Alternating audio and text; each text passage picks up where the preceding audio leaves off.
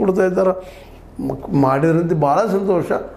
ಅದೇ ಕಾಲಕ್ಕೆ ನಮ್ಮ ಸೌದಿಯವರು ಸಹಿತ 28 DCC ಬ್ಯಾಂಕಿನ ಈ ಒಂದು ಅಧ್ಯಕ್ಷ ಉಪಾಧ್ಯಕ್ಷರ ಸ್ಥಾನದ ಚುನಾವಣೆ ಸಂದರ್ಭದಲ್ಲೇ ನಾವು ಇನ್ನೂ ಮುಗಿದಿಲ್ಲ ಅನ್ನೋ ಮಾತನ್ನು ಹಿಂದೆ ಮಾತಾಡಿದ್ದನ್ನು ನಾವು ಹಿಂದಿನ ಎಪಿಸೋಡಲ್ಲಿ ಮಾಡಿ ತೋರಿಸಿದ್ವಿ, ಹೇಳಿದ್ವಿ. ಅಂದರೆ ಇಬ್ಬರು ಇವತ್ತು ಒಂದು ರೀತಿಯಿಂದ ಆ ಸೈಡ್ ಕತ್ತಿ ಆಗಿರ್ಬೋದು ಮತ್ತು ನಮ್ಮ ಸೌದಿಯವರಾಗಿರ್ಬೋದು, ಈ ಸೈಡ್ ಅಂದರೆ ಸಮಾನ ಮನಸ್ಕರು ಅವರು ಇವರು ಫ್ಯಾನಲ್ ಮಾಡಿದ್ದಾರೆ. ಆ ಫ್ಯಾನಲ್ ಮೂಲಕ DCC ಬ್ಯಾಂಕಿನ ತಮ್ಮ ವಶ ಮಾಡಿಕೊಂಡು ತಮ್ಮವರಿಗೆ ಅನುಕೂಲ ಮಾಡಿಕೊಡ್ತೀವಿ ಅನ್ನೋಂಥ ಮಾತನ್ನು ಸ್ಪಷ್ಟವಾಗಿ ಹೇಳೋದನ್ನು ನಾವು ನೋಡ್ತಾ ಇದ್ದೀವಿ.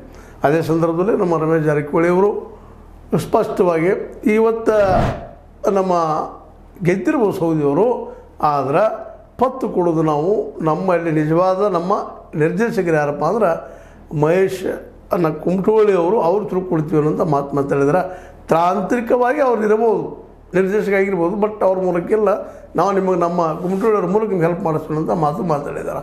ಇದು ಓಪನ್ನಾಗಿ ಮಾತಾಡೋಂಥ ಅವಶ್ಯಕತೆ ಇತ್ತ ಅನ್ನುವಂಥ ಒಂದು ಮಾತು. ಯಾಕಂದ್ರೆ ಎಲ್ಲ ಕಡೆ ಗೊತ್ತಿದ್ದ ಮಾತು.